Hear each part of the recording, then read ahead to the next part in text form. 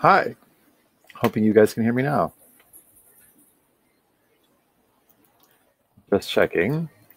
Are you able to hear me now?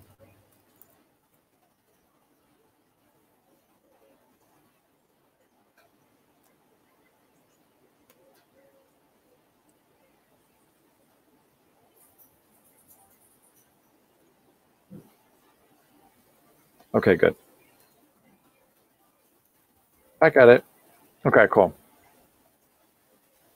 So, Sam, I just sent Amanda a quick text. I'd love for you guys to meet in the next 3 days to just knock that out and just send her your availability. Sam, can you email Amanda your availability between now, today and Wednesday at 4? I'll just say today and Wednesday. I think with a solid 60 to 90 minute session, you can knock this essay out.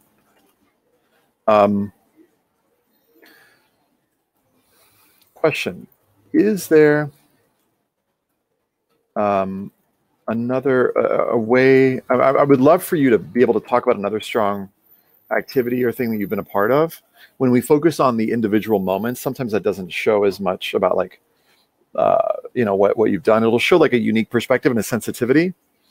Question: are there other parts of yourself you'd like to show USC that could be shown through the "what else do you want us to know about you" essay? I ask because focusing on a particular moment might show sensitivity and self-awareness, but you're already showing those in main statement.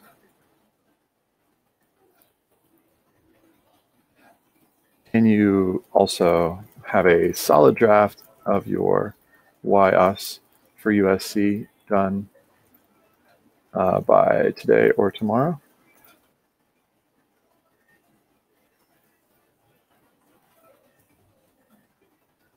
Before Amanda's session? Okay. So Sam, I'll just put these here. These are the action items because you've got everything you need. I want to suggest, number one, schedule 60 to 90 minute session, Amanda, to finish personal statement, because I think you have all the pieces. It mostly needs trimming and a bit of, I'll just say mostly needs trimming. What other topics could you use for USC? Can you write a draft of "why us" for USC for Amanda session? Can you have drafts of Chapman essays done for Amanda session?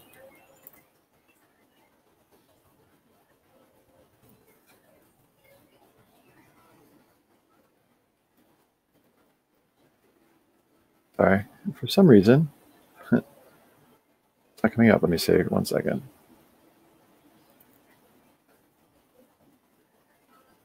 All right.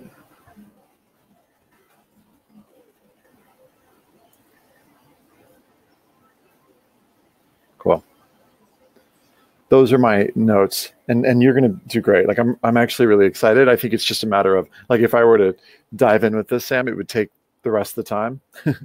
And I want to make sure other people get notes, but it's there. It's there. That's the good news. Julie's at the bottom. Cool.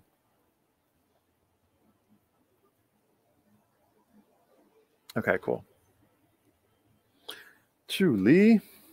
So is this another book to add to my ever-expanding list of favorites, or is it one I'll read out of sheer curiosity as to how it ends? I can usually tell after the first chapter whether or not I'm going to like a book. There are other things I'm able to decide fairly quickly, such as which movie I'd like to see, usually action movies with my dad, or what food I like, my mom's infamous far kebab, traditional Syrian dish, over pizza any day. Nice.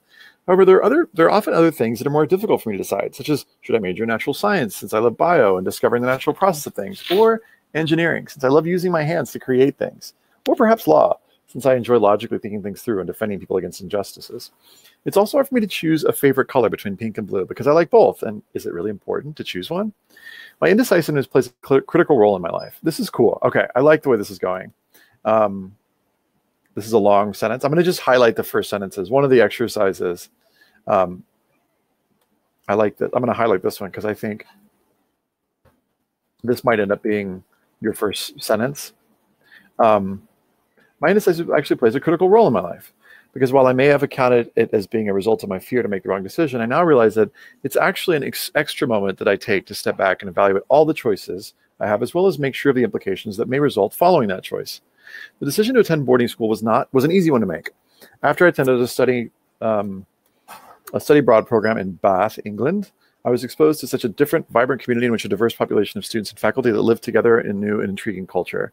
Experiencing such freedom both intellectually and socially with the presence of new, exciting, and challenging courses, as well as different clubs and organizations like exploring the UK, dissecting animals, I knew I could never go back as I constantly yearned to interact with people, new cultures, dive into intriguing subjects, and explore new places and experiences. So, in a split second decision, decided to attend boarding school.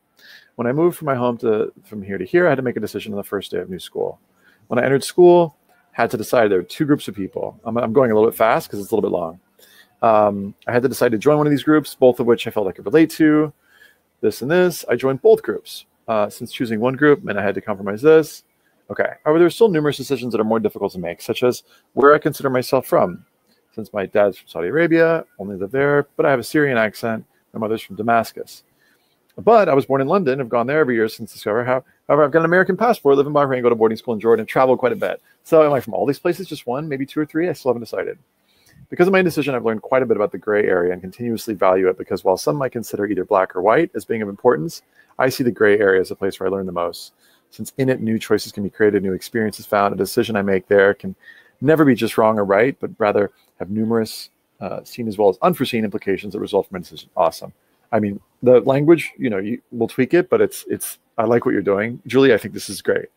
While my indecision might take a lot of time, feels stressful for both me as well as others, I've learned that my indecision has helped me see things others can't, such as who my choices affect, in what way, and why. I see a variety of different views, help me know when something is meaningful to me, as well as when I don't have enough information or to make a decision.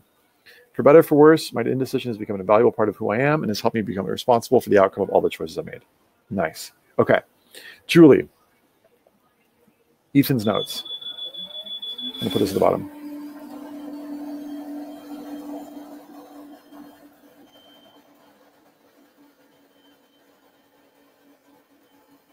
This is going to work. I need at least an hour to help you get this into shape. If I did that, though, no one else would get notes. So, what else are you working on right now?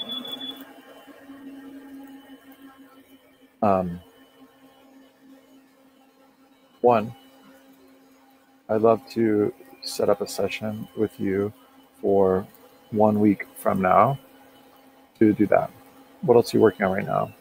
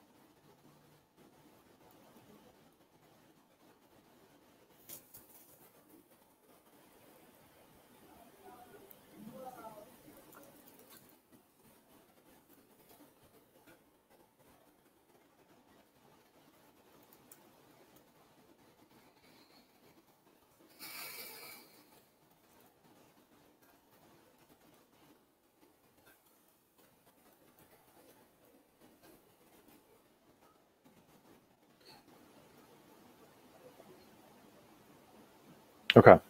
Julie, it's going great. Sorry to keep going silent. It's weird to like type and then talk at the same time.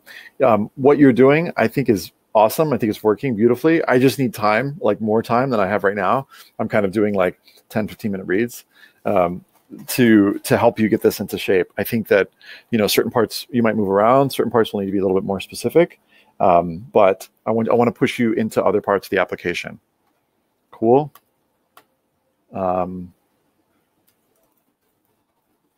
So send me drafts of the above and new schools, and I'll send you notes. Cool. Your personal statement is coming along nicely. I just need time with you one-on-one to get into shape.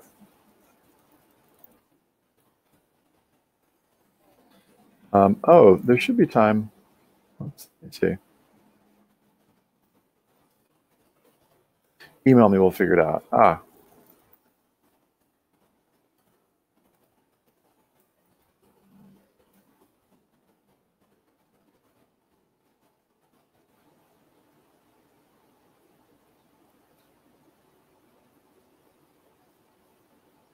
Okay. And then Sam. Okay, just scroll up. Amanda says there should be times on her Calendly for the next couple days.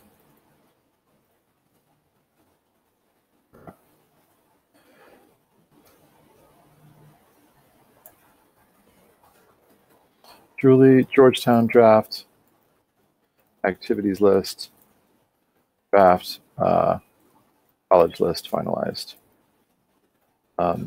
Set session. Email me for session, I'll say that.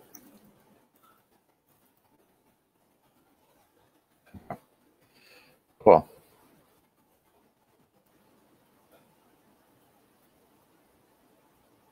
Ish. All right, Ish, let's take a look.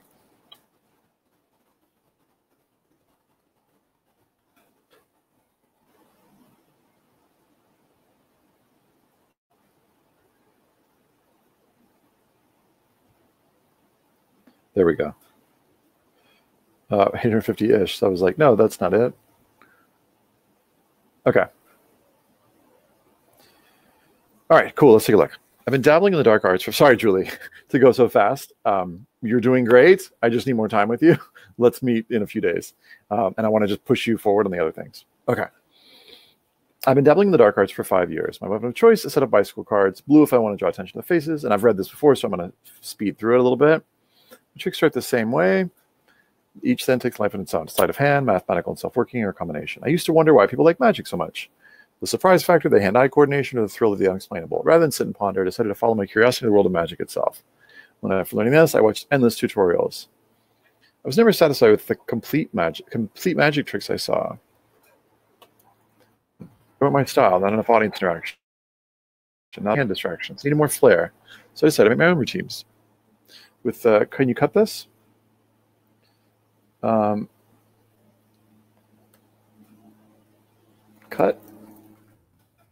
My first original was a big one. Transported randomly chosen to steal basketball. Stayed up late every night, planning out the thrill of sacrificing. Is finally seeing the finished product. It hasn't stopped there. You could disagree another paragraph. Sent to my scientific pursuits. In my junior internship, I developed a tool to diagnose this, and also that summer, inspired by I created the smart sleeve. And my desire to, let's see.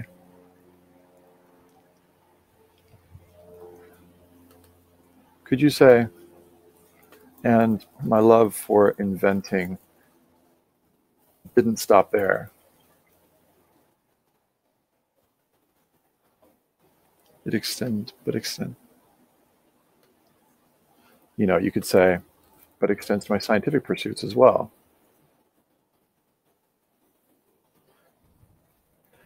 To mention just for the sake of it, I also meant to make people happy. Cooking 3-course meals, great. Yes, we want to relax. For me, magic's never something I just, it was never a hobby. It's never been a hobby, not something I just do. Magic has never been. Whoops.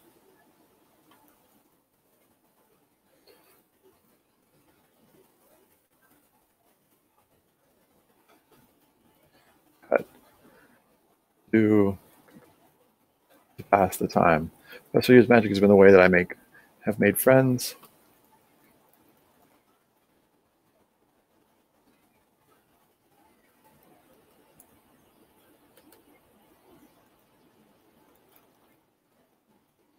I let off stress and how I bring vivacity into my life. Ambiguous, specify. But of all the tricks, my favorite is this essay. Before I use blue cards, the audience on faces, these words, my red card, and the part of it you focus on. Although magic has been, because I've actually wanted to become, I would say, although I've actually wanted to become a neurosurgeon since I was 13. Surprisingly, magic has played a huge role in this. Magic has taught me to take great details, encouraged me to explore the parts you can put this together. Video parts life by introducing complex into seemingly mundane. I don't think you should give specific. I think cut and replace with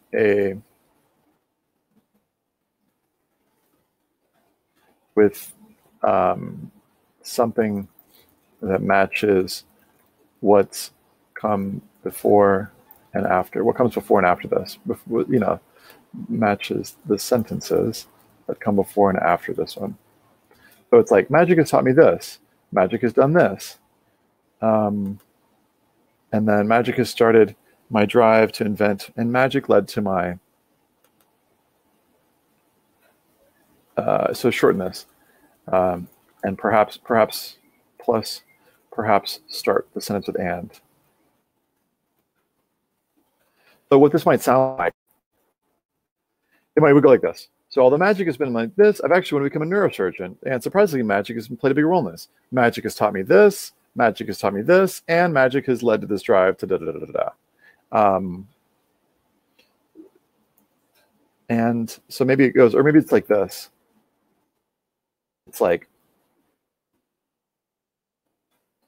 magic has shortened. Just because,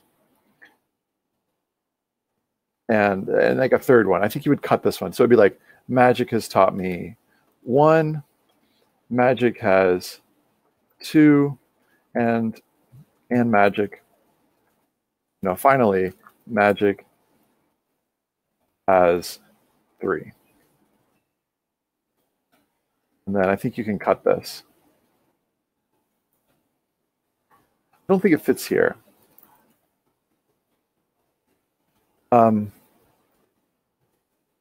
I liked how it was above in previous draft.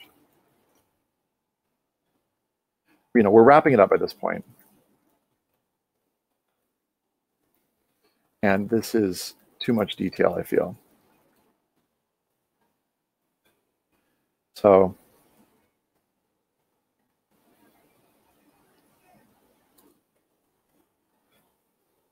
and then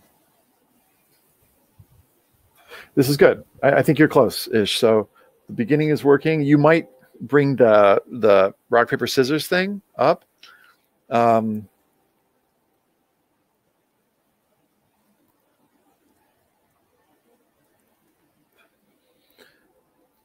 Let's see.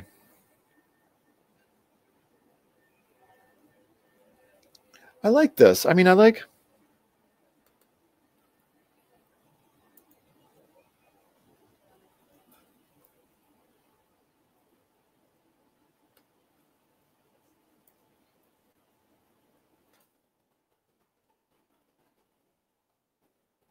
Magic encouraged me to explore.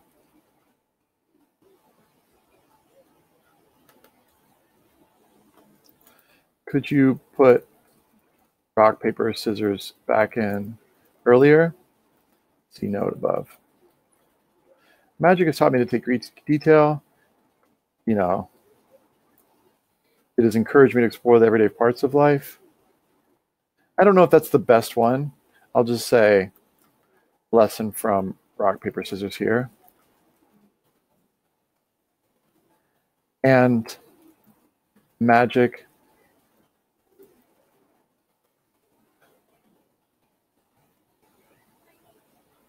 I would just shorten this.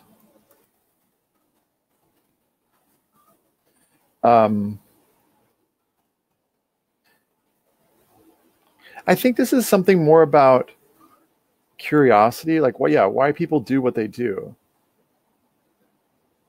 Like, what about this?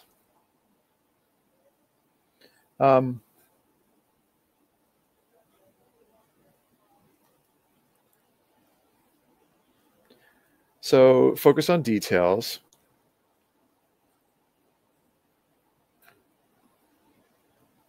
I started creating my own. Let's see. So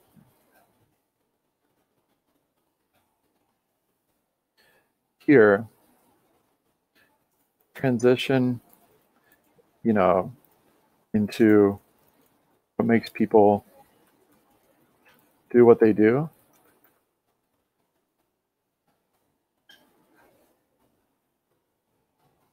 You know, like, so the way this would go is like dabbling in the dark arts. My weapon of choice is this. And blue and red, that sets us up for the ending. I used to wonder why people do this. So I decided to, I just wonder why people like magic so much. I don't know if this is the best. What are you hoping to show here? I think it's something about, well, you tell me.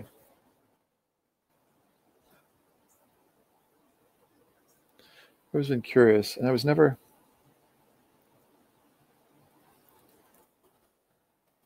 I grew. Could you say eventually I grew dissatisfied?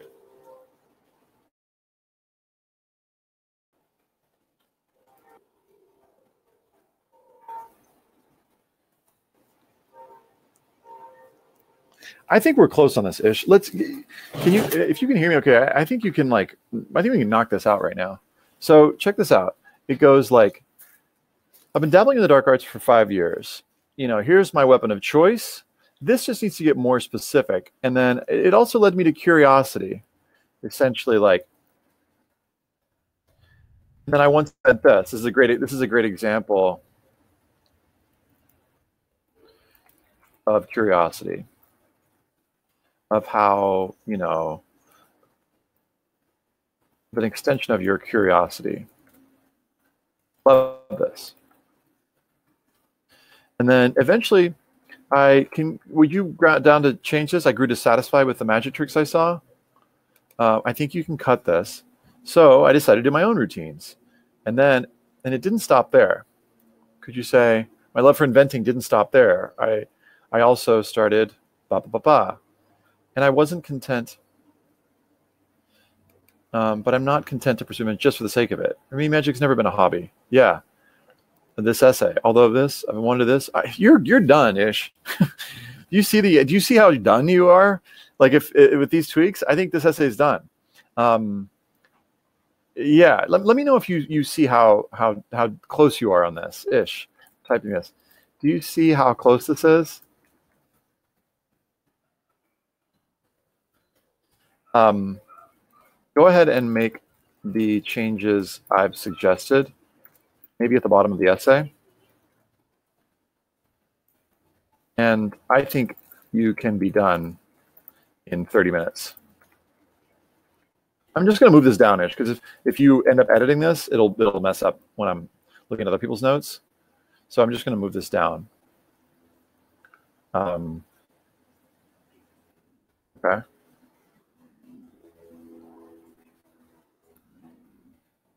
Yeah, I'm excited. I think you can knock this out in 30 minutes. I'll take a look in 30 minutes if you can revise now. Go ahead and go for it. Down. All right. That's Ish, and we got Lars. Let's take a look at what Lars is doing. 750. I'm just kidding. And then we'll look at some of David's essays. If other people have essays they want notes on, I know that just because Sam and Julie have big things, I could, potentially, but actually, let's do this. I need to take a quick break because I just need to get some water and a quick snack because I haven't had lunch yet. But let's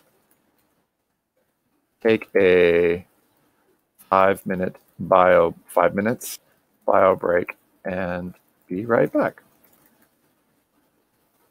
Ish.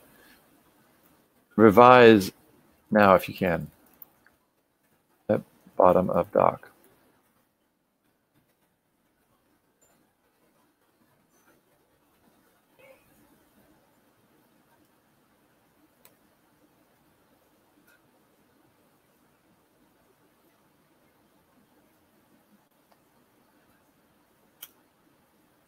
All right. I will be right back. It's 1:12. It's 1:12 p.m. PST. See you at 1:17 p.m. PST.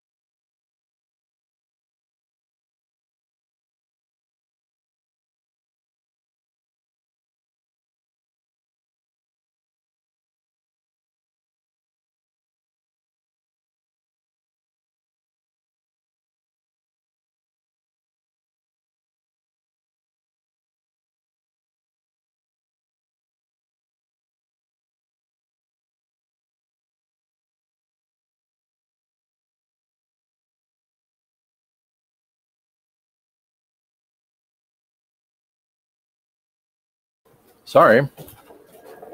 2 minutes late. I said 5. It was 7. All right. Let's jump in. Does anybody else join? Let's see. All right, Lars, here we go. I was the first place winner in 2015 Malibu Optimist Club Oratorical Competition. My speech discussed how I'd harness optimism to change the world, my future achievements. But it was all a lie because I'm no optimist. I'm a pessimist. I didn't choose the pessimist life, the pessimist life. I think you win them over with this line right here, Lars. Honestly, I'd love to believe in a higher power and an afterlife, but I haven't seen any substantial scientific evidence. A vulnerable admission. I mean, if your reader disagrees with you. I'd also love to believe that the U.S. could overcome its partisan difficulties and make progress on issues like gun control and healthcare. Another civil war seems more likely. Your sense of humor here. I'd like to see Disney stop itself, short of ruining Star Wars, but I'm not holding my breath. Good. Most of all, I'd love to see global leaders prioritize climate change legislation. However, I happen to know a few humans, and will probably let the sixth mass extinction occur from the comfort of our couches while watching Netflix. I love this essay. In terms of trims, maybe one example could go. I mean, I like the one just, and then also a rule of 3, because I sense that the structure is going to work. But the Star Wars one may be able to go. I've accepted the fact the world is probably doomed, but I also love my world. I do anything to keep it from utter destruction, even if only for a few minutes more. So in an attempt to make those minutes a reality, I looked in my community for ways to get involved in the fight. I joined Heal the Bay's aquarium volunteer staff to teach visitors about the beauty of the ocean and its creatures. The volunteers demonstrate the ocean's wonders by offering visitors experience with leopard sharks, Unfortunately, as often as we demonstrated to the guests the importance of protecting these creatures, I saw the same guests carelessly tossing trash on the beach, indirectly cutting a dolphin's life short. However, I was inspired by the volunteers who all wanted to improve their communities and believed their work could clean up the world, even if I couldn't. Yeah, let me see how long this is. You said 750, so you need to cut 100 words. I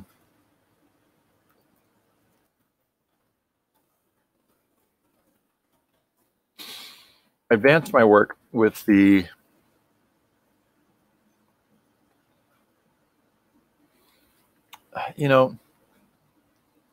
I'm just wondering about this transition.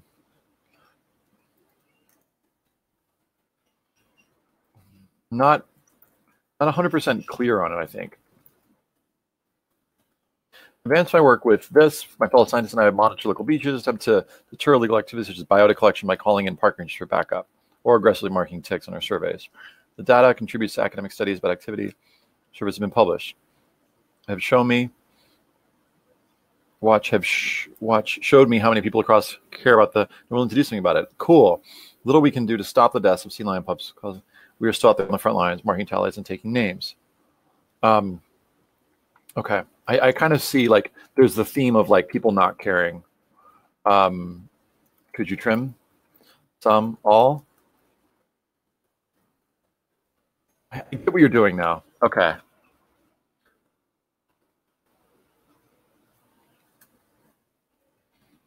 Okay, here's maybe how to do this.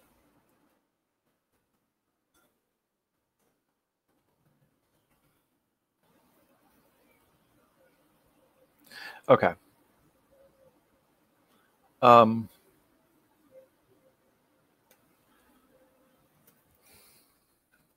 Could this more clearly and succinctly say,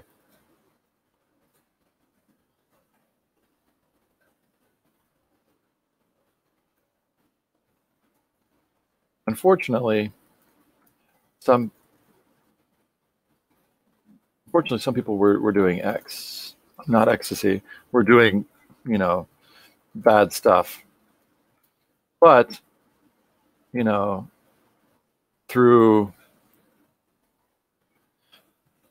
that didn't stop me. It's tricky. Because what I hear you saying is like some people were doing some bad stuff, but still I pushed forward and I saw there were some people doing some good stuff. That's kind of what you're saying here. And I'm just wondering if you could take this part of like people doing the good stuff and be like, it's almost like this. It's like, could this become a part of your transition?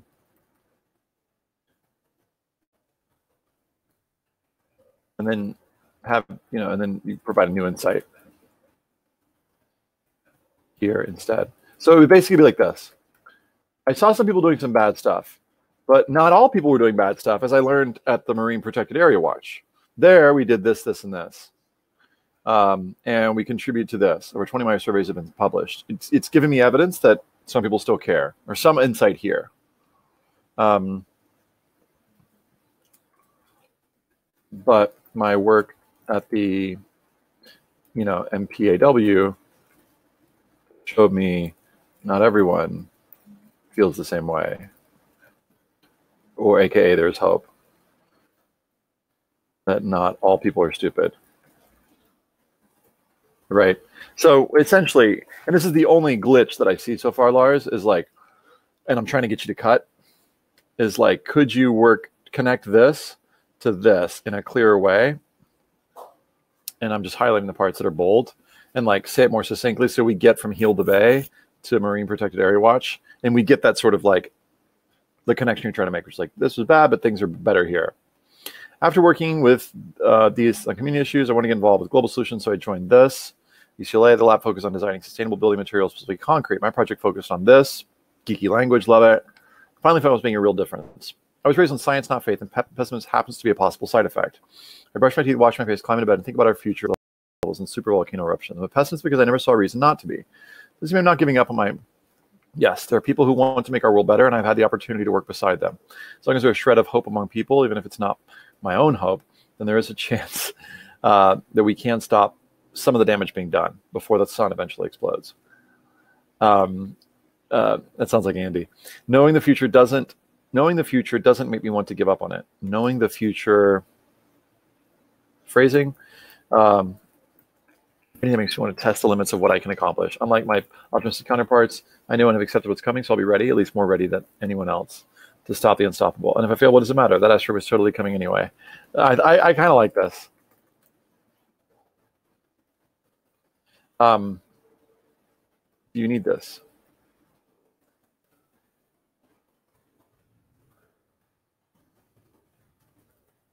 Okay, like I said to Ish, Lars, I think you're done. Like, you're pretty much done. Tweak these transitions, like tweak this transition into that, and I think this is a really solid statement. Okay, and then I think you can mostly cut this. All right, cool. Nice, Lars.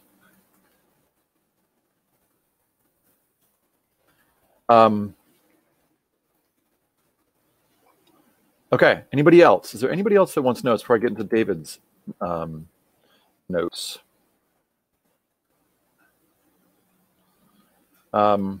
If so, just, I guess, type me in the chat box. Otherwise, I'll work with David's notes for a few minutes. That'll give Ish some time to revise.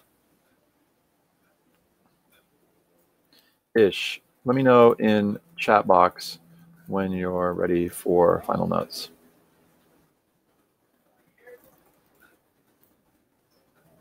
Lars, can you finish yours right now? Might take just 10 minutes. That'd be sweet. Okay.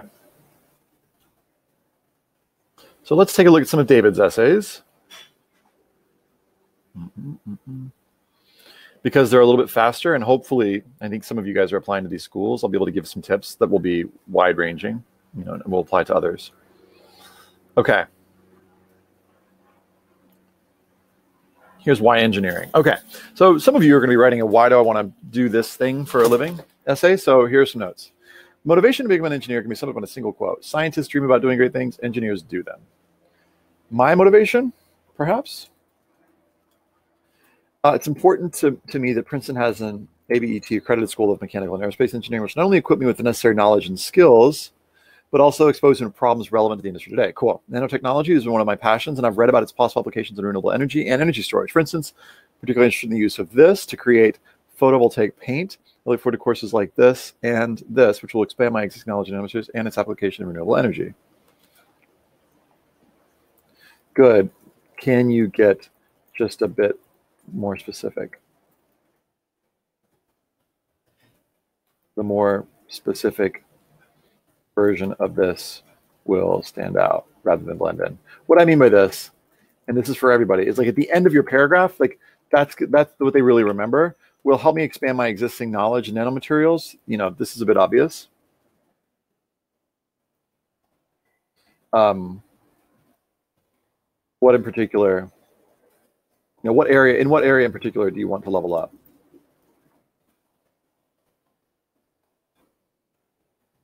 Okay. Research is something that's important to me, and I've gotten a taste of research at the Universal. You can cut all this from participating through this and through my extended essay on, say, topic. However, I'd like to design it for my own research, and I love, for instance, focus on. I would love to design it for my own research.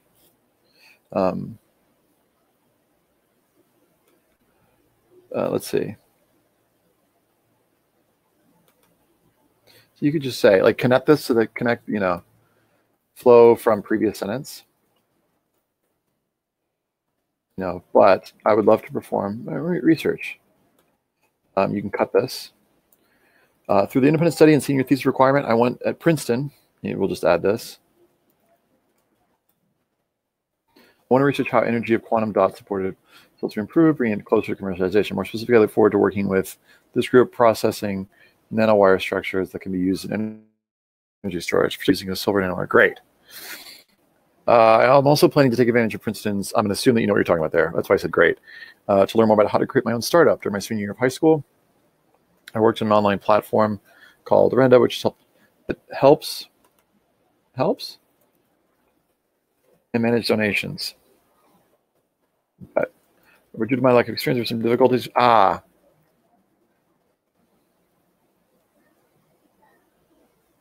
Okay. To help. That would help. Just curious. I think you're trying to be a good, you know. Why include this? Could you instead focus this part on the positive? No need to mention it was a fail, the hashtag fail. I don't think. I get what you're saying. Is like if it didn't become a thing, you don't want to say that, but focus on the qualities and like things you developed, like the qualities you learned. I hope to improve on Arenda and supplement my mechanical engineering to start my own tech firm in the future. Furthermore, through this, I want to develop my own startup during the school year. Current idea is to develop a system to monitor the energy usage of a home. Cool. Meeting like-minded students and organically developing. The studying engineer will commit the skills and connections not only conceive great ideas, but actually, okay, repeats a bit. You know, this is great. This is almost like an A essay, David, when you watch this. It just needs, you know, some of these more specifics. Good work. This is how specific I want you guys to be on these. Extracurricular. The single most important person in my musical career of 11 years has been my cello teacher. By the way, Ish or Lars, when you're ready for notes, just comment in the chat box. My teachers guided me through the details of the technique and the nuance of the music, but not all students have the privilege of having private music teachers. I would combine these. The single,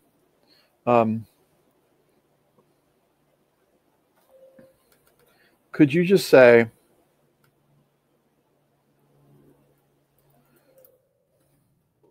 my cello teacher has been instrumental. That's a little on the nose. Has been, you know, essential in my music career. Something like this. To simplify.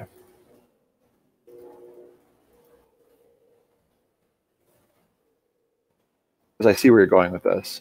And maybe just say, unfortunately, not all students have the privilege of having private music. To solve this problem, I wanted to develop an app to help students practice more efficiently. Through the use of an optical music recognition system, I was able to build a prototype that compares the user's playing to the scanned music sheet music and rates the user intonation rhythm. The feedback from this prototype with a few students has been promising. You keep undercutting this. I know that you're a science guy and you're trying to like not oversell it. Um, well, the feedback was minimal. It gave them a good sense of how accurate was promising. And students, again, focus on the positive. Further improvements, I hope to make music more accessible for all students from all backgrounds, not just the privileged ones. Yikes, you're pointing again to your privilege. Like, can you give us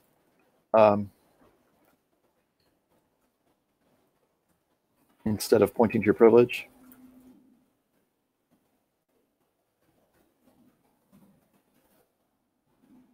Just, positive impact. Emphasize either or come back to the dream vision for the future. Ish is ready. Cool. Let me look at the rest of the Princeton ones, and then we'll go look at Ish's essay. Grade 10 summer. What did you do? I think these need to be shorter, in which I taught basics of Arduino. The aim of this program is to expose David. Whoops, sorry.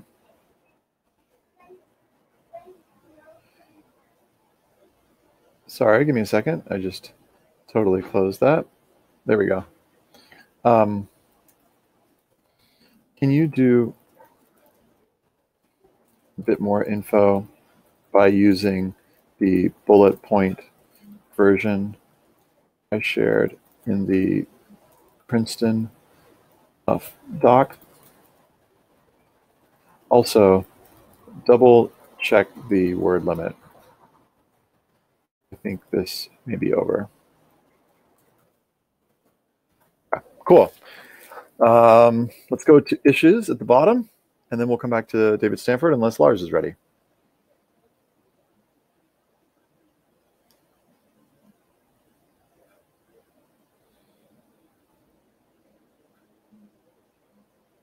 All right. How are we doing with the word count? Is this it? 98, just like you said. Okay. I've been dabbling in the dark arts for 5 years. I have a choice to set of bicycle cards. Blue if I want to draw it faces, red if I want to draw this. But my tricks start the same way. Each then takes a life of its own. Sleight of hand, mathematical stuff, or combination. I used to wonder why people like magic so much. But rather than sit and ponder, I decided to follow my curiosity in the world of magic itself. First learning the double lift, I watched endless tutorials. Yeah, part of me feels like, could this be trimmed? Through years of learning various shuffling, my knowledge started to grow exponentially. My curiosity evolved greatly and soon expanded to other areas outside the other areas. So areas, could you just say, could you cut this here? This is what I'm going to go to editing mode. And if you like these changes, just accept them. To areas outside the world of magic. Once spent 3 days studying the science behind rock, paper, scissors, for example. Searching for the logic behind why humans play as they do, and discovered why 2/3 of men choose rock and why people on a losing cycle always choose, almost always, not always. Eventually got satisfied with the full magic routines I saw, so decided to make my own show. Cool. Maybe you could say create. My first original, or create my own tricks, to develop my own tricks.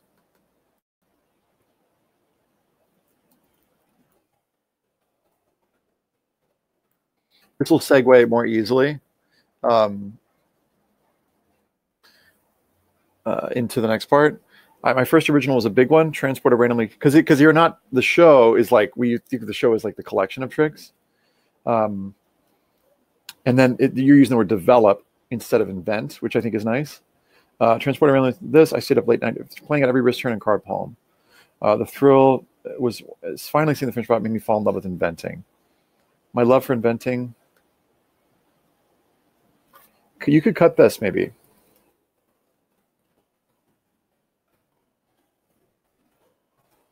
Plus trying to get word count down. My love for inventing didn't stop there, but extended to my scientific, but extended to the scientific realm. You know, something like this. It's up there.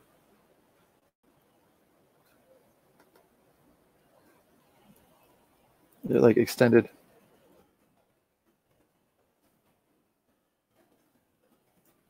Something like this. My junior year internship, I developed a tool to do this. Also, let's summarize this. Here we'll need an insight.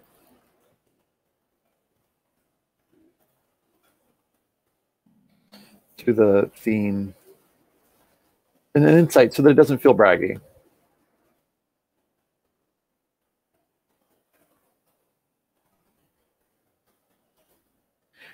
But I haven't been content to pursue, not content to pursue invention simply for the sake of it. I also invent to make people happy.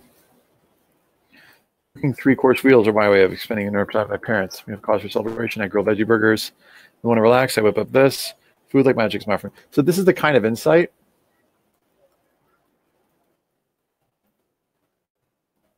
I'd love for you to include at end of previous paragraph. For me, magic has never been simply a hobby, something I do. You can just cut this. For the past 5 years, over the years, or you could say this. Oops, sorry.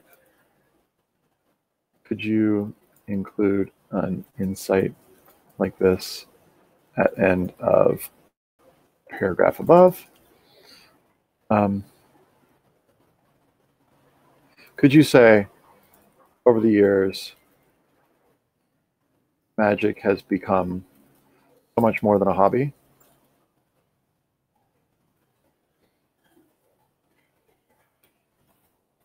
For the past 5 years,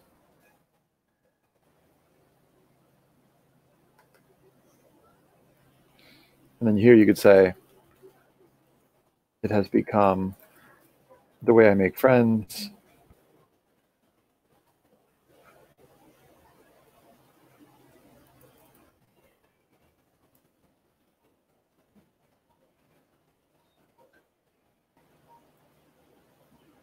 the way I let off stress from my intensive course load.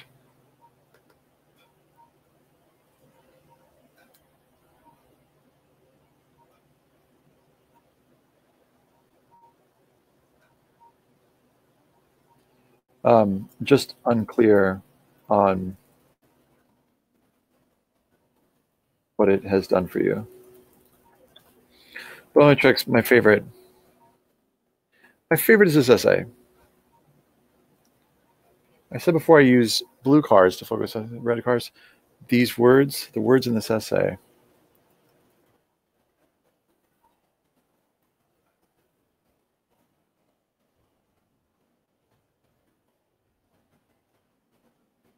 and my magic.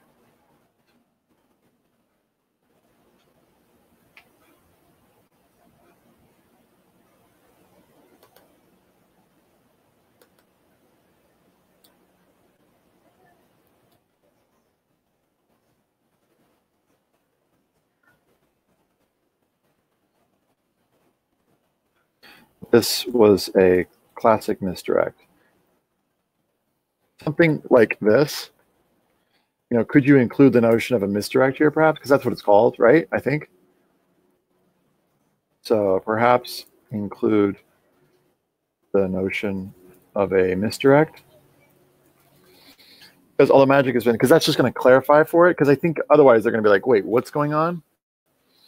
Like this is essentially name this. Because although magic is a part of my, I've always wanted to become a neurosurgeon. So see, and surprisingly, magic is actually, and magic has actually played a big role in this. Not surprisingly, because it's not surprisingly for you. Just say, let's move that over here. Magic is encouragement to explore, and you could do this.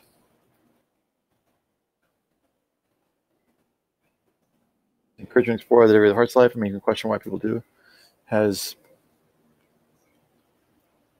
led me to questioning. Help me question or led me to questioning, just trying to shorten this. What they do is taught me to take great care. Why people do the way they do. Or help me explore my curiosity.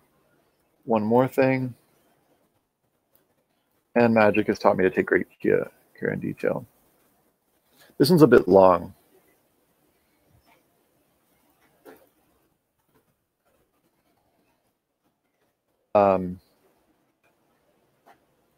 Can you give us a list of 3 that will... So magic has helped me. It's helped me explore my curiosity. Make sure that each one of these connects back. It's helped me do this. It's helped me explore this, and it's taught me to do this. Finally, magic has started my own drive to the passion. This is a bit ambiguous. You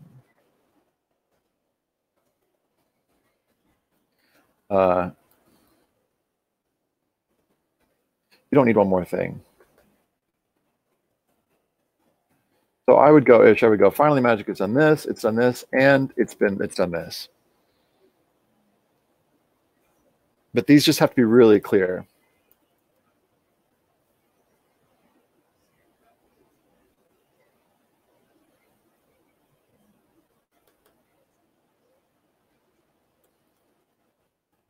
These need to be really clear, specific, and probably parallel in order for the essay to work. And I don't want to say more because I don't want to write it for you. I just want to give you a sense of sort of like what the rhythm of it is. And I think you sense the rhythm. It's almost there. You're like 95% there-ish. The only question I have about is this one. I just think it can be shortened. I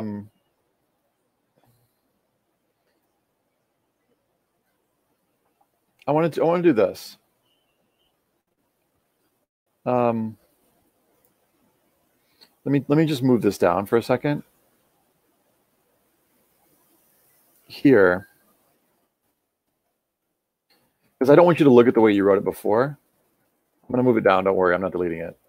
Can you write a brand new paragraph here that shows what you want to show? It'll be shorter than before, I promise. But try not to look at the previous draft you had. I've pasted below.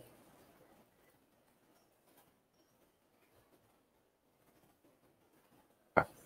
You're super close-ish. You're super close. All right. Ish, great work. You're super close. All right.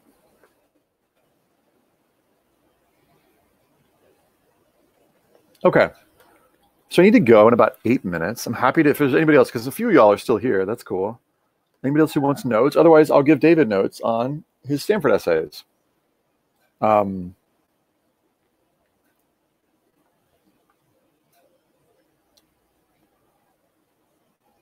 here's Stanford. Hey, Rumi, there's so many things I want to tell you, but I'll try to keep this short. Cut it. I normally start off my day by taking a short shower in an effort to get up in the morning. This doesn't work all the time, as I've been found multiple times sleeping in the shower holding a shampoo bottle. So can cut this. Doesn't reveal much. Same. Not sure what this reveals. You're going to want to make sure that each detail is revealing some quality, I think. Coffee is also my main source of energy. I'm pretty sure my blood has been replaced with coffee at this point. If you want me for some reason, just look for a nearby coffee shop. What quality or value is this revealing? What do you want the reader to know? Because right now, I get that you drink a lot of coffee, but so what? Music just helps you deal with my emotions. You know that feeling sometimes you get upset. For study chess, some people take it by binging on food. I deal with it by channeling. It's almost like therapy. I think we'll get this from your main essay.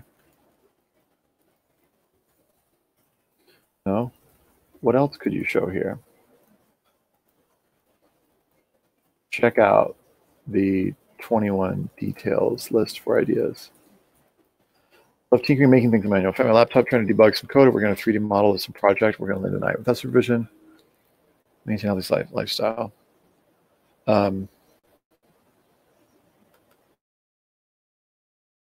This is maybe a lot to ask, and reader may worry about you. I would say back to the drawing board, I say. Check out the examples in the Stanford folder. Whoops. Stanford examples doc, and aim for details that help us, get a deeper understanding of your values, rather than just fun facts. I think some of these are fun facts. Okay. My high school has made it mandatory for all students to participate in charity and local service. In fact, it's written here in our mission statement. Thus, all students are showered with opportunities to donate to charities. However, I believe making service mandatory has become complacent. I've met too many students who simply don't participate as they don't personally identify with any of the charities. The majority of students don't want to spend their time coming through descriptions. So there's a bit of a double negative tone where it's like, it's negative against the school, negative against the people in the school, and millennials. So in order to solve this problem, my friends and I decided to make a renda. So can you frame the problem so you're not throwing under the bus either A, your school, B, your classmates, C, all millennials?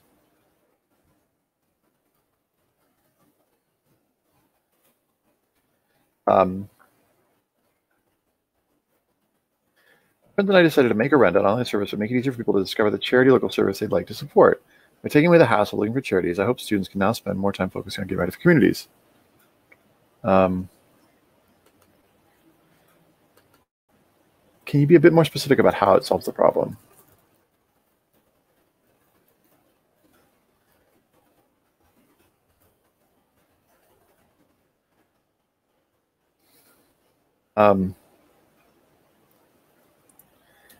And what I mean is, if the problem is, essentially, you said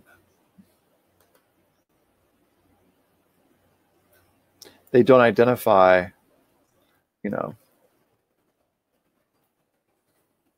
how does or did Renda solve this?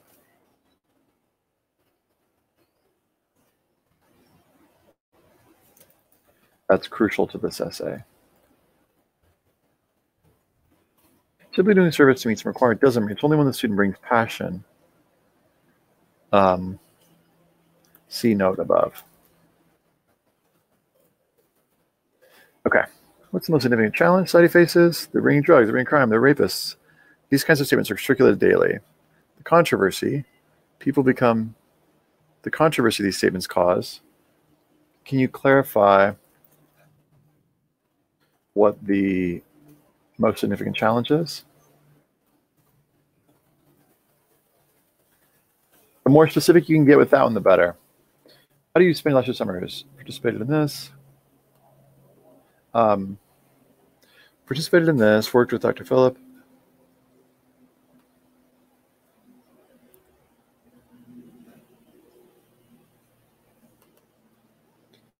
Cut. Also, anything fun? I would have loved to have been in the room where The Simpsons was created. I want to see what the inspiration was to create the average.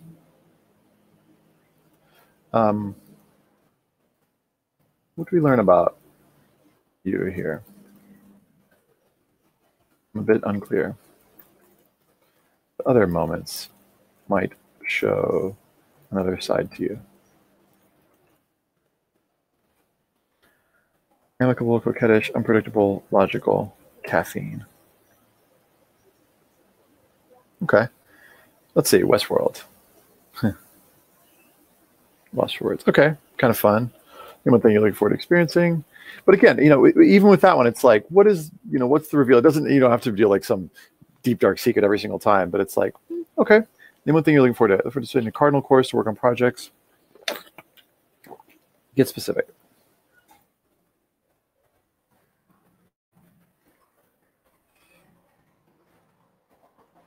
Reading books, come on, perfume, picture drawing, gray, the road.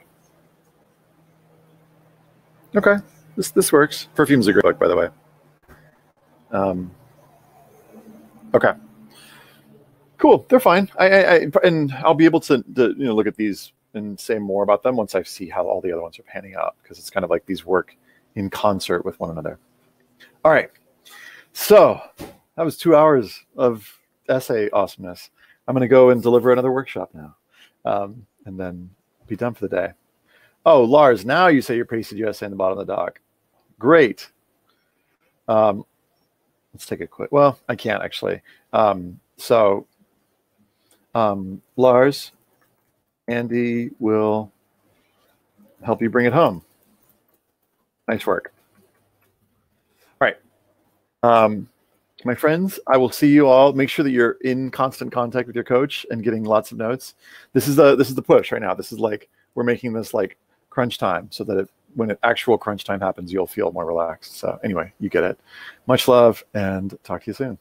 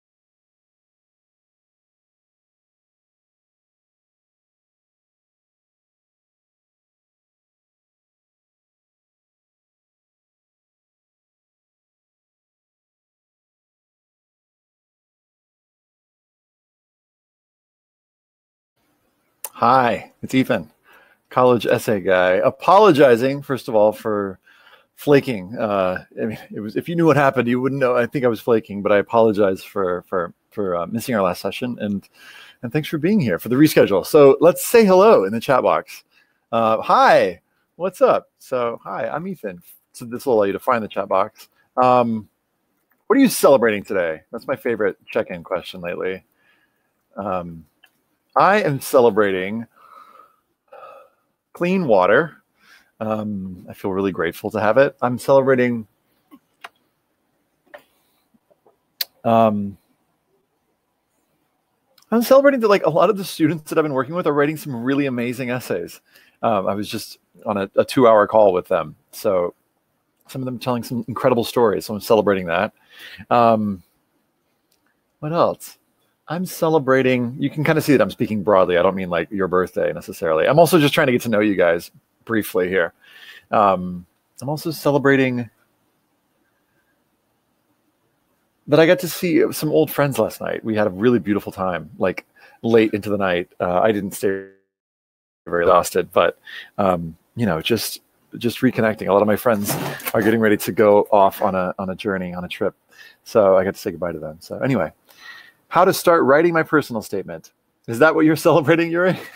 Okay, so let's do a quick, by a quick show of hands. I would love to know if you've started or not started. Because there are two presentations I could give. One is for, yes, I've started, and I need to know if my essay is good or not. And then the other version is like, I haven't even started yet. So do you have do you have a draft written or not? Just give me a yes or no. Give me a quick yes or no. Actually, I can just create this really quick. Have you written a draft of your personal statement? I can create a quick poll. Yes, no, or yes, but I probably need to start over.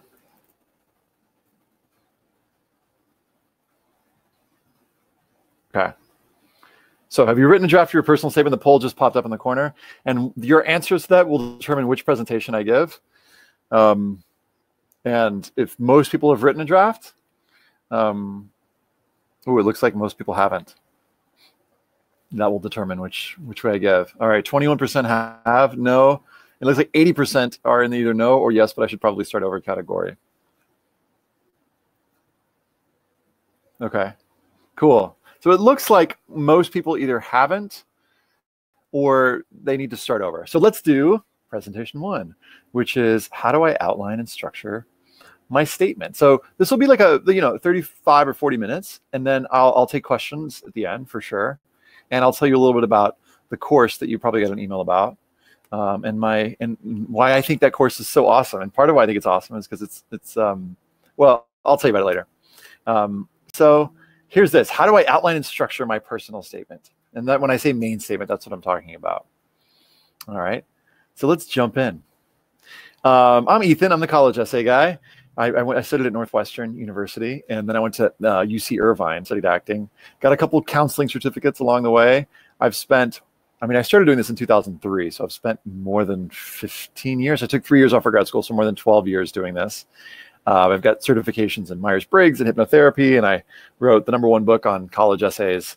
It's called College Essay Essentials. And I'm the college essay guy. Oh, and I rock a mean onesie. That's me with my wife and daughter like a year ago. So I need to update my picture with a new onesie. Quick backstory. I basically studied screenwriting at Northwestern. This is a picture of Northwestern. And loved it so much. I was kind of obsessed with movies growing up that I moved to Canada with my best friend after college and studied. We wrote our own screenplay, and we thought, oh wow, this is like our passion. This is what we want to do. And once he graduated, he applied to USC for screenwriting. And I told him, man, you'll never get in. If you get into USC, I'll move to LA with you. So sure enough, he got in. We got in his 92 Corolla named Blue, and we drove out to Hollywood to make it big in screenwriting. And Ryan kind of did make it big. He ended up writing for Grey's Anatomy and all these TV shows. Code Black, a couple other ones. And but before he did, I basically took his USC screenwriting education and read all of these books with him.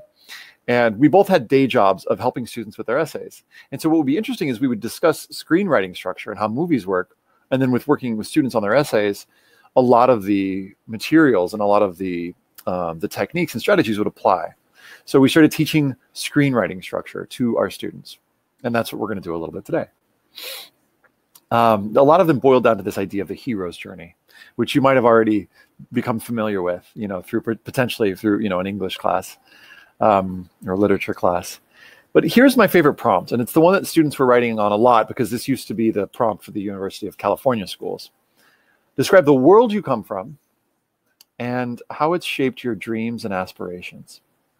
So when it comes to your world, I like to ask students two questions. I say, some students have been through challenges and some students have not so much been through challenges. So question for you, have you faced challenges in your life? Yes or no? You can just kind of answer that for yourself. Now, some students have faced challenges that they don't want to write about for their personal statement. That's okay. But some students feel like, oh, I've been through some stuff and I feel like I've learned some things and it might make an interesting essay topic. Okay. So then we've also got dreams and aspirations. Some students have a clear sense of their dream and aspiration, their vision for the future, and some not so much. So for yourself, answer this question. Do you have a sense of your dream or aspiration? Do you know what you want to be or do in the future? Or not? The answer to these two questions, and first of all, I should tell you that no matter how you answer those questions, you can still write a great personal statement. But the answer to those two questions map out into 4 types of essays. Okay, on the one hand, we've got students who have faced challenges and who want to write about them and who know what they want to study. We've got students who have not faced challenges, but who do know what they want to study or be or do in the future, a vision for the future. C, yes, challenges, but not a clear vision for the future. And D, no challenges and no clear vision for the future. So just for a second, look at these and see which one of these lines up with you. Now, these are not types of people. Keep that in mind. These are types of essays. In other words, different paths you could potentially use for thinking about your personal statement. Because even if you had a challenge you wanted to write about, or had a challenge you experienced, you don't necessarily have to write about it. And you do not have to end your essay with what you want to study. That's just, one version of like what the future looks like. But I want to do an exercise with you. This is kind of a creative brainstorming exercise. And you can just type on your screen, or, if you're on your phone, you can just open up a notes pad or an email and you can type this to yourself. Or if you're old school like me and you want to write, that's great too. But I want to guide you through a little exercise, and it's going to take about 8 minutes, and it'll help you generate some content for your personal statement, potentially. Okay? So here goes. And actually, let me just pause for a minute and make sure that you've got time. I mean, you should be able to just like open up a blank document or something. Okay? Or get out a piece of paper and pen. So for this exercise, again, it takes about 8 minutes. I want you to imagine a box. And in this box is a set of what we'll call essence objects. So what is an essence object? An essence object is a specific object. It doesn't have to be one that you literally own, but it's an object that represents deeper relationships or qualities, or things that are important to you. So for example, one of my essence objects would be these bracelets that I'm wearing. 2 of them, actually. One of them is connected to my wife, because when we got married, we didn't have wedding rings yet. We got secretly married. We went to play skee ball, at one of those play places, and we won these bracelets. And so we put these bracelets on instead of wedding rings on the day we were married. And so they were kind of our secret for a few weeks. And then when my daughter was born, my daughter is now 3.5, but we went to Chuck E. Cheese to play and play bowling. And we won these bracelets, and I thought it was going to be very meaningful. We won the bracelet. I was going to give it to her, and she gave it back to me and said, "I don't want it, Daddy." So I put this bracelet on and realized, oh wow, this represents my girl. So this represents my connection to the 2 most important women in my life. Another one would be these mala beads, which to me remind me to relax, to slow down. I was raised in the church. So there was a Bible that my grandmother gave me when I was 7 years old with my name on it that represents Being a missionary kid, I moved around a lot. I grew up in Ecuador and Colombia and Spain. So it represents not just religion, but also moving around and being the new kid. I was the new kid at school a lot. You kind of see what we're doing here? Barbecue sauce. I like barbecue sauce, so I would put barbecue sauce in there. It doesn't have to be deep. But I want you to consider for a few minutes, what are some objects, essence objects for you? Let's make a list together. Think about it for a minute. See if you can come up with maybe 10 essence objects. I'll give you some ideas to think about. You don't have to look at me. You can just kind of listen. What's a food that reminds you of your family?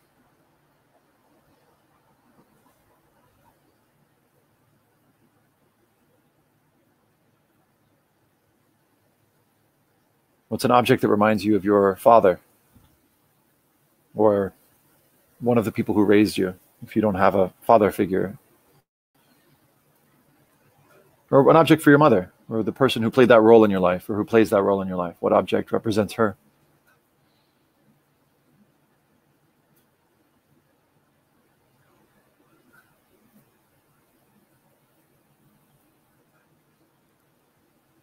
If you just joined us, we're making a list of essence objects, which is to say objects that connect to different parts, different memories, different emotions, qualities for who we are, different relationships.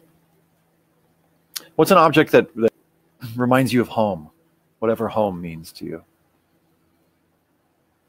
Maybe you can think about a few places where you feel at home and think about objects that connect to those places.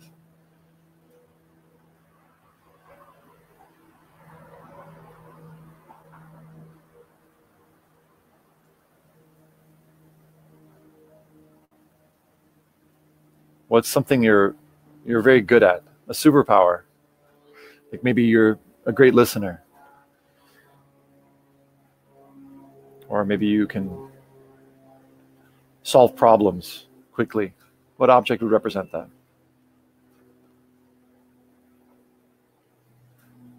What object represents a fear that you have? Something that you are anxious about.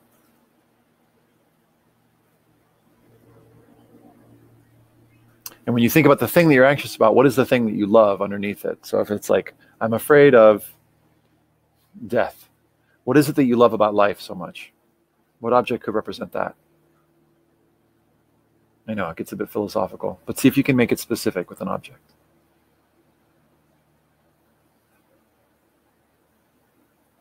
What object represents something that you love to do?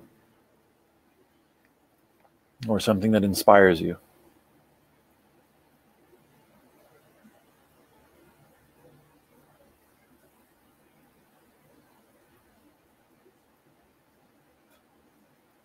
What object represents a challenge you faced, or a challenge that you're currently facing?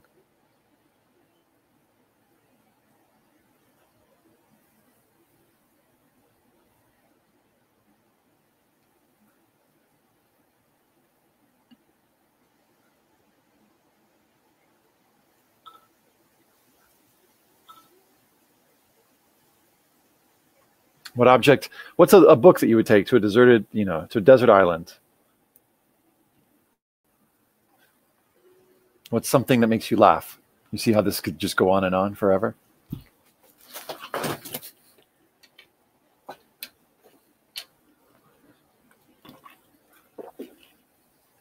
Let's do a couple more.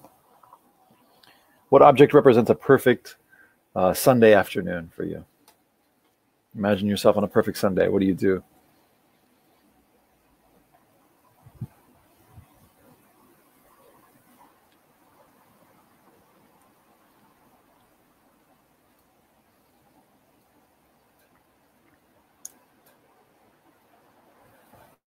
What object represents a quality that you'd like to have more of in your life? Maybe it's more rest. Maybe it's more patience.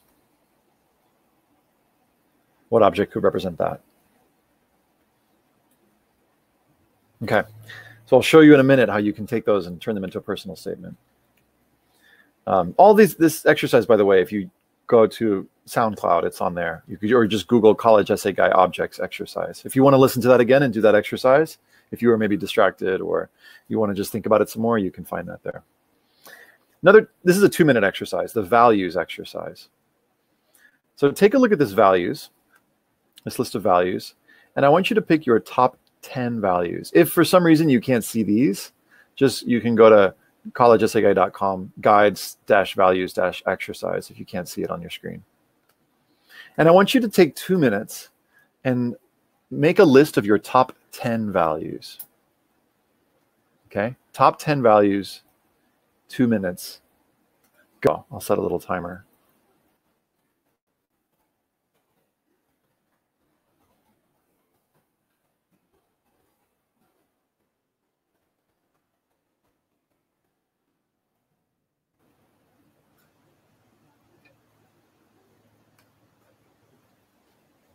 And then I'll move this down a bit as well, so you can see more options. You can write in things if you don't see them, of course. What is most important to you?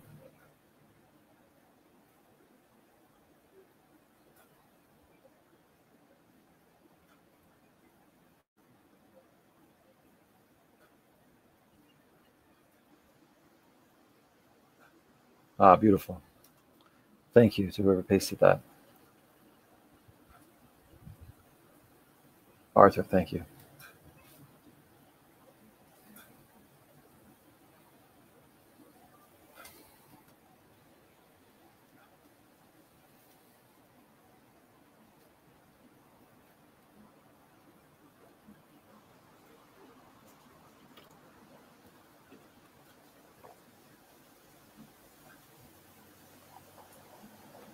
About another minute. What are your top 10 values?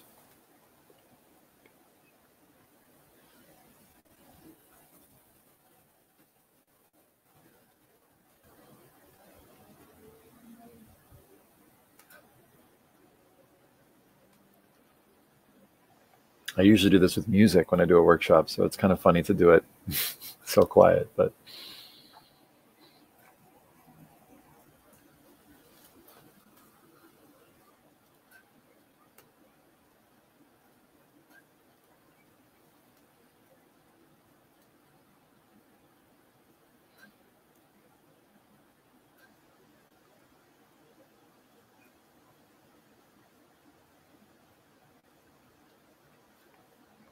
all right. So now I want you to take these top 10 values and turn it into a top 5 values list. So of these 10, choose 5, and you've got 15 seconds.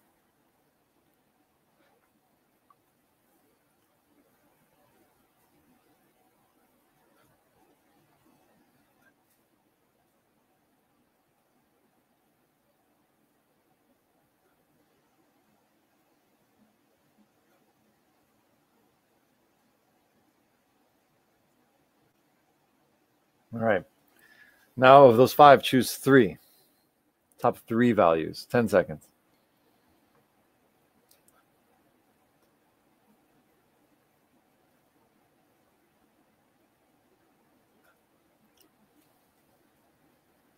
You probably know what I'm going to say next. Of those 3 values, I want you to pick one. It's your top value for today, Saturday, August 18th, 2018. What is your number 1 value? Now, for your top 3 values, actually do it this way. I want you to go back to your essence objects list, and I want you to pick a few objects that you feel are most important, say 3 or 4. And beside each of those objects that you think are most important, I want you to put a hashtag for the value that is most important. So in other words, if I were to say, next to the bracelets, I would put hashtag family, hashtag love, hashtag skee ball. For the Bible one, it would be hashtag faith, hashtag new kid, hashtag adaptability. So what do these objects represent to you? I want you to put the values beside them with the hashtags. The reason the hashtags is because the hashtag is what connects us all, just like values. Values connect us all.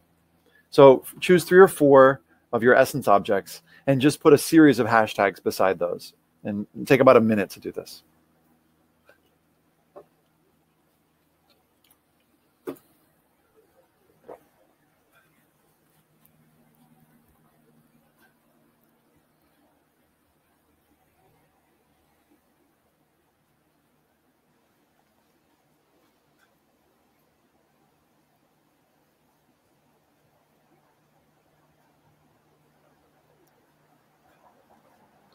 So if you missed what I was saying just now, go to your essence objects list, and beside the essence objects, 3 or 4, put some values. What values do you think that these objects are revealing?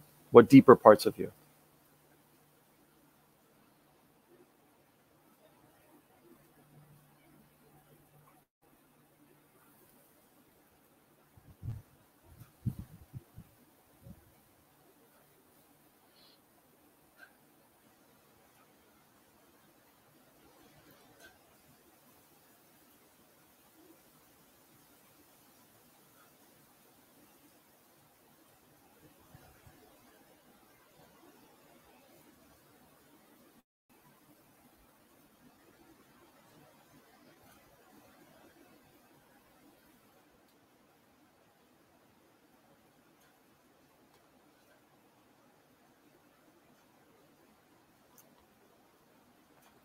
So the reason I'm doing this with you, so pause for 1 second, and you could continue doing this and more would be revealed. But I want to share with you a little bit about why I'm doing these exercises with you. In terms of a great topic for a college essay, I think the quality that we're looking for is what I call elasticity, which is to say, is the topic that you choose stretchy enough to talk about many different parts of you? And by many different parts of you, I'm saying to reveal many different values, things that are important to you. Okay, because I think a great personal statement has these 4 qualities. And number 1 is am I learning 4 or 5 qualities or values, we'll say, of the person who's written it, the author. Okay, so at the end of a great personal statement, sometimes, or an okay personal statement, sometimes we say, oh, this guy works hard, or oh, they're committed to teamwork. It shows, or they're committed to helping others. But that's just like one value. Sometimes people focus on one value the whole essay. I think of a great personal statement. At the end, I should be able to read 4 or 5 different values and see specific examples of each one. Well, I'll tell you how to do that in just a minute. The second quality of a great personal statement is that it should feel vulnerable. A personal statement should be personal. Now, there are many ways to be vulnerable. One way is to reveal parts of yourself that you don't reveal to everyone, to discuss a challenge that you've overcome, to discuss something that you're very passionate about. But I think it needs to have somewhere, it needs to be vulnerable, personal, beneath the surface. Another great way to be vulnerable is to reach for your values. Because if I tell you, oh, I like basketball, fine. But if I tell you I love basketball so much because my dad, almost every day, I would grow up playing basketball with me, and he would show his love for me, his love and connection through basketball. And I remember growing up in South America, there was one day where I had to come out to my father and reveal to him that my number 1 sport was not basketball, it was soccer. And I was very nervous about how he would respond. And it goes to show you how much I cared about his opinion. And I think this relates to my connection to authority figures. I still care what people think about me, So you see I'm connecting to these values. I talk about basketball, but then, oh, it's about my relationship with my dad. And, oh, it's about my relationship to authority figures. So it starts to get more and more vulnerable, right? As I'm reaching for my values. So 1, values. 2, vulnerability. 3, insight. By the end of your personal statement, I should have 3 to 4 moments where I go, this is something that I didn't expect you to say. I'm going to give you examples of these in just a second. And finally, craft. A great personal statement is well crafted, which is to say it's gone through many drafts, many revisions, and I understand why each paragraph, each sentence, and even each word is there. But when it comes to picking a topic, and that's what we're talking about right now, it's elastic. So the question for you at the start here, if you're just starting your personal statement, is, do I have challenges that I want to write about or not? Either are great paths, but that's the first decision I think that we'll make that will determine the structure of your essay.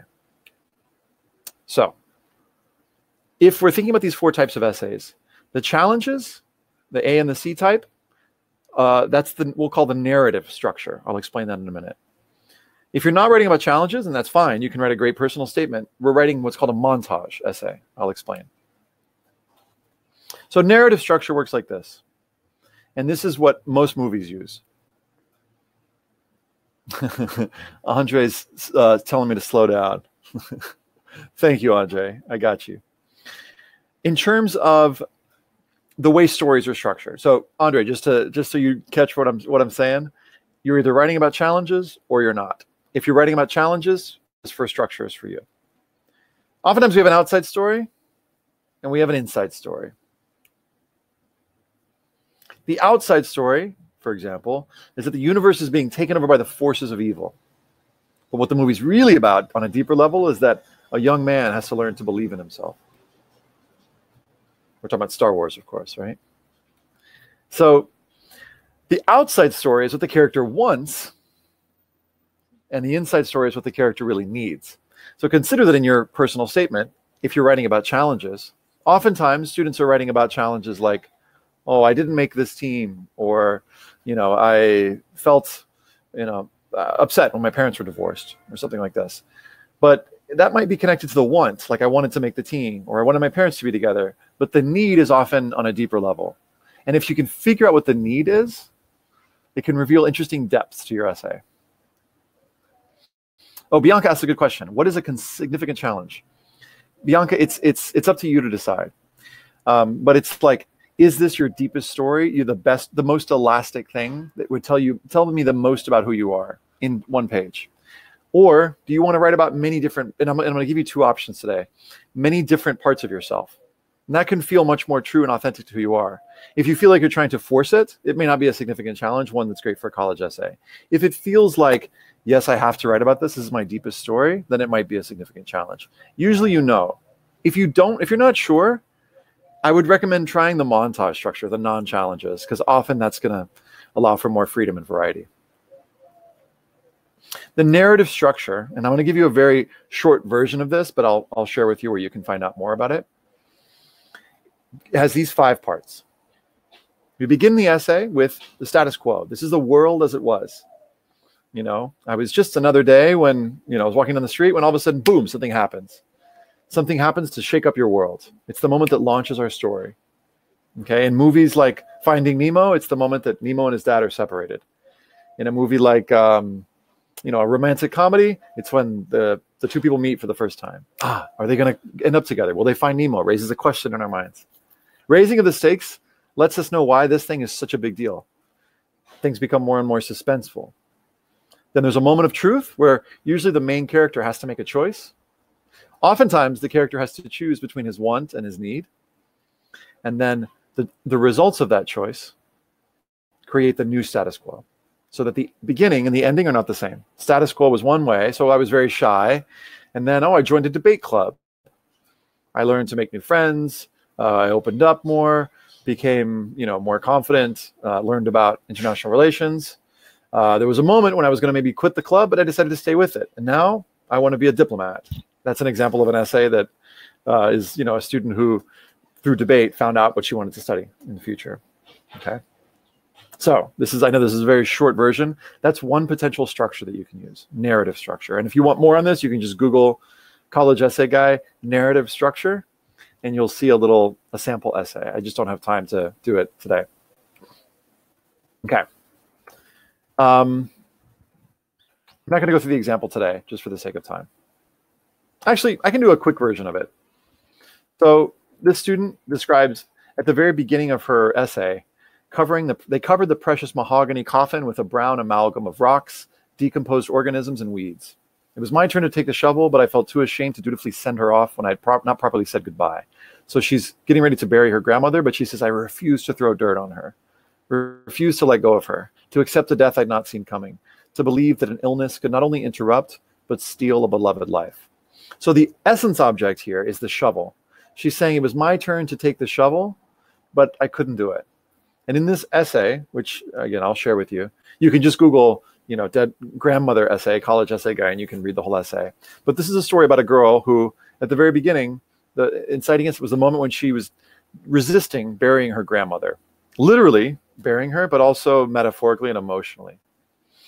She goes through the process of trying to come to terms with burying her grandmother. And at the end, she says, she basically, through working in a hospital, she realized that as a doctor, she wants to be there to remind people to take a walk once in a while, metaphorically, to help them remember there's so much more to life than a disease. While I physically treat their cancer, I want to give patients emotional support and mental strength. Through my work, she says, I can accept the shovel without burying my grandmother's memory. So there's kind of a metaphor there. So here the idea is, she's basically using the shovel as a metaphor. So this is one way that you can use an essence object, where it can become a representative thing of like a struggle that you went through. In this case, the struggle for her to try and, overcome her, or, the death of her grandmother. There are many ways to use the essence object. So let me show you another way to use this.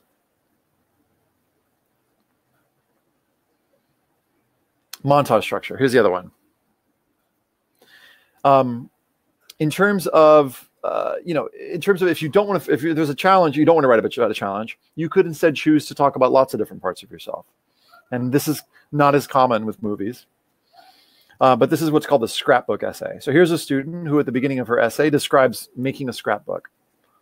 And she says, for me, the act of taking pieces of my life and putting them together on a page is my way of organizing remnants of my past to make something whole and complete. Okay? So there the metaphor is, so she's sort of set it up where she's gone, hey, here are somebody pasted something. Yeah, college essay examples. Great. Thank you, Amanda, for pasting that. Here she's saying, here's the metaphor of like this scrapbook of my life, and all these images represent different parts of who I am. So, she describes in this paragraph all of her family. She says the biggest photograph in the metaphoric scrapbook of her life is her family, huddled in front of the fireplace, drinking my brother's hot cocoa and listening to the pitter-patter of rain outside our window.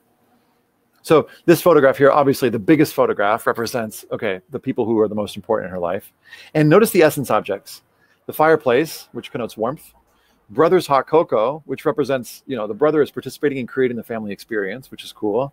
And listening to rain outside our window, kind of image of calm, right? So each one of these is sending images and sending ideas about what the relationship with her family is like. You've heard probably your English teacher say, show, don't tell. The essence objects can help you show these qualities and give details that can help bring your story to life and make it more. What the author's trying to say is like, I have a close relationship with my family. That's the tell. Show, give us some examples and details. And moving on, she's got another example here. She's got an image of her Guatemalan girls and her sitting on the dirt ground while we devour arroz con pollo. Red sauce slobbered all over our lips. So here's an image of her. She's a Korean girl sitting with these Guatemalan girls. They're eating arroz con pollo, not just eating, devouring it. We could read into this. What does the arroz con pollo represent? Culture or trying new things, adventure. And she's not just sampling it, she's devouring it. So we're getting lots of information about her. Again, you can look at, Amanda posted the link where you can see this essay, but you'll see lots of different range of things. So we see, oh, wow, she's interested in travel, and she's interested in helping others, and she's interested in people are important to her. So instead of just focusing on one story, like overcoming the death of a student, overcoming the death of a person who was close to them, this student talks about a lot of different parts of herself in a montage. A montage is different moments that are connected by a common theme. In this case, the theme is the scrapbook of her life. But there are many themes you could use. You could use the theme of, one student that I worked with, loved travel. And so he wrote the essay about how travel had shaped him. And each paragraph was a different place that he'd been to. Another student loved practicing languages. So he wrote the 5 languages essay, and each paragraph was on a different language. Another student, photography was their thing. So photographs, each photograph represents, and how does photography impacted their life? So it really just needs to be something that you know well, and something that you could, that would connect to lots of different parts of you. Again, that's elastic, that's stretchy enough, because we have to have a frame. We can't write about all parts of your life, but what is the frame that's going to allow you to talk about different parts of you? Okay, so there are many different versions out in the montage. So just to kind of recap what we've talked about so far, objects are going to help you come up with specific images and details that you can use whether you're writing a narrative essay on overcoming challenges or a montage essay with jumping around in space and time. Okay? The values, I think, are really important for the middle and for the end of your essay. This student, for example, on the scrapbook essay, didn't know what she wanted to study or do, but she knew that there were certain things that were going to be important to her no matter what. So look at the end of her essay. She says, after proudly looking at each detail, I turned to the next page, which I've labeled and beyond. She says, there's the college diploma with my major listed as international relations, but that was a placeholder because she knew she just wanted to travel. She says, the name of the school is obscure. A miniature map covers half the paper with red stickers pinpointing locations all over the world. Without the photographs, the descriptions are cryptic. So there's kind of like unknowing, there's uncertainty about the future. She clarifies in the final paragraph. She says, for now, that second page is incomplete because I have no precise itinerary for my future. And I just want to, again, assure you guys, even though we've read 2 essays where the student said at the end what they wanted to do, you don't have to say it.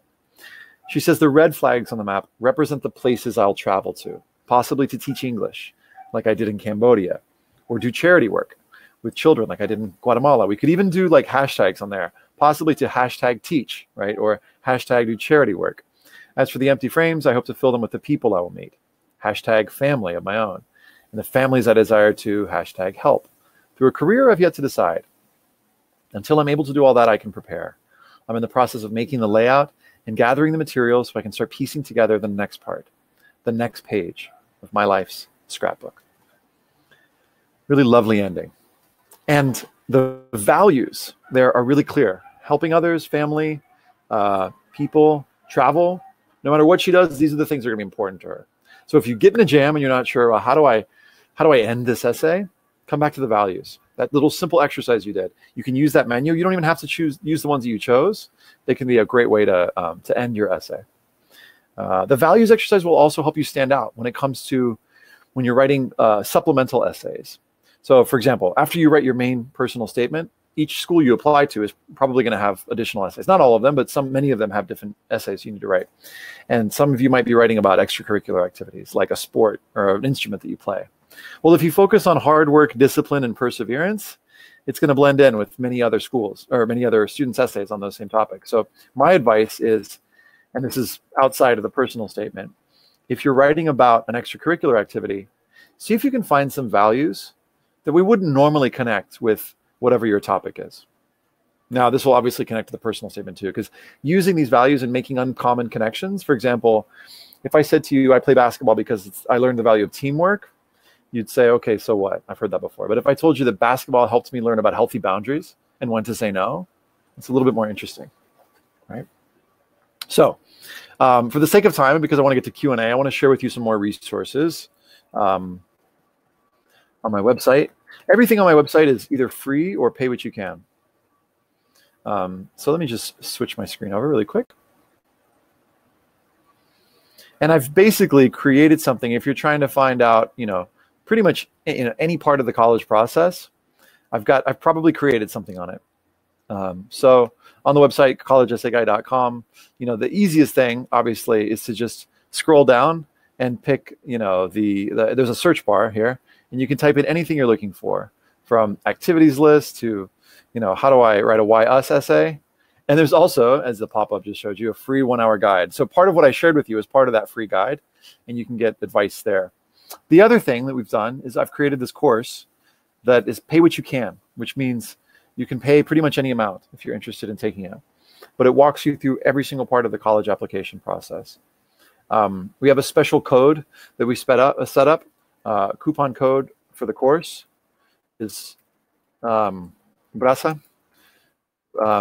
And that'll give a discount of $97. The course, which is normally, you'll see the price here, but it's normally, $300 is, just $97. But I want to make sure that you know that it's accessible no matter what the cost is. You can pay any amount. You just click the pay what you can button. And you'll find that on the page coming up. There we go. Sorry, it's taking a while to load. But anyway, you can see this. If you're interested, I'll just put the link in there as well. Let's see, what else? Yeah, I think that's all. I mean, everything that you need to find on the whole application process is right there via that link on my website. I've got a podcast that's got tons of resources on everything from, which schools give the most money for financial aid to international students, to, should I apply early decision or not? That's something that students often wonder about. Should I do early action? Should I do early decision? What do these things mean? Let me give you some more examples of other resources that I've created. What if I get a financial aid award that I don't like? How do I appeal for that? How do I find great schools? Let's see, what else? Oh, how do I reduce stress on the SAT and ACT? Some of you may be coming up with that really soon. Anyway, tons of resources. But let's open it up for questions because I've gone the 40 minutes. What questions do you have about essay writing or the college application process?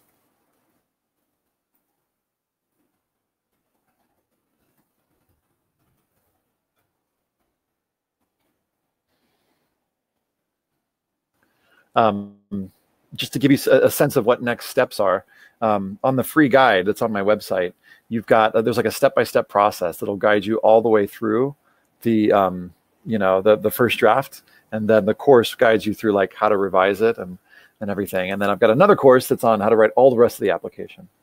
So does my essay necessarily need to talk about an achievement or extracurricular activity?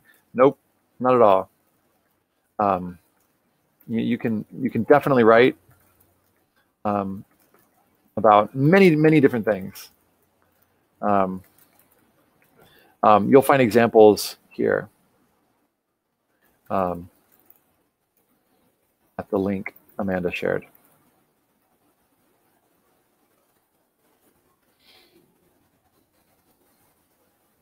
This is an interesting question.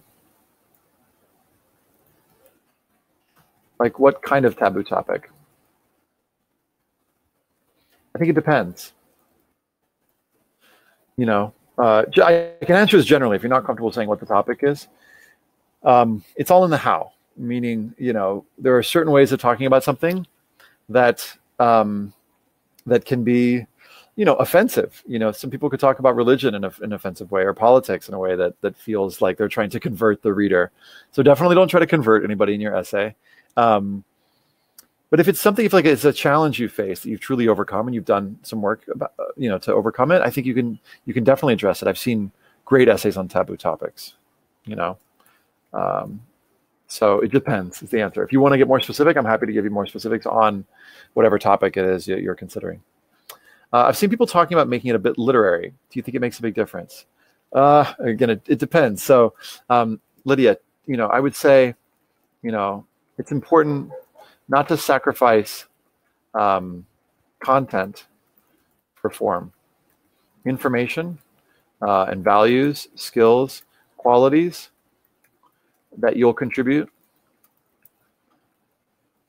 the campus are more important than, sounding nice. Because the readers want to know, what qualities, what will you be bringing onto a college campus? What skills, what qualities, what values? I mentioned those a lot because that's what they're trying to decide. What is this person bringing? So if it's like this person's a good writer, great, that's bonus. That's just one thing, right? Or this person has a sensitive soul. Lydia says, I've seen people, no, wait. What are some strategies? Did I miss somebody? Someone asked about, okay. Lucas, what are some strategies you can use to avoid losing the reader's attention, especially during the middle part? Lucas, raise a question at the start that doesn't get answered until the end. And then in the middle, give them a sense of why that is, why that was that was an important question for you to solve. So an example of this would be, one student wrote about the "I shot my brother" essay. So Yuri, this is an answer to your question too. Raise a question at the start. One student that I know, I'm trying to think of students that are not writing for this year. One student shot his brother when he was 6 years old, and he promised not to tell anybody until the end, tell his brother until the end of the essay. Another student begins the essay with, she's vomiting into a toilet. And we're learning what's happening. And so, these raise questions. One student was incredibly, pessimistic in her life, but something happened to turn her into an optimist. It's like, oh, okay, well, what happened? That kind of raises a question. So if you can get us to think about, this is what classic, that narrative structure, it gets us to think about, well, how would I solve this problem? Or how is this person going to solve this? Now, sometimes the essay will answer the question midway through, but by the middle of the essay, if you've answered the question that you raised at the beginning, you need to have raised another question that's going to take us to the end, or immediately after you answer the first question, answer another one. So one student began his essay with the question, does every life matter? And he pursues this question, does every life matter? Throughout his life, he's pursued this question, and he shows us like the steps he's gone in trying to solve this question, does every life matter? So that's probably my best advice around that. Certainly first lines are fun, but I think that the middle of the essay is the most important part. I'm in the minority there, though, I think. Let's see. What are some topics you consider cliche to write about? So cliche topics include sports, mission trip. I went to another country. I saw people who were poorer than me, and I realized I have a lot to be grateful for. you know, the instrument essay, or the, you know, running essay. Running helps me relax. You know, sports taught me teamwork. I lost the big game, or I won the big game. Those are, I would tend to avoid those just because they're really tough to stand out. You have to, the reader will have read hundreds of these, so you have to write the best sports, you know, the best basketball essay they've ever read.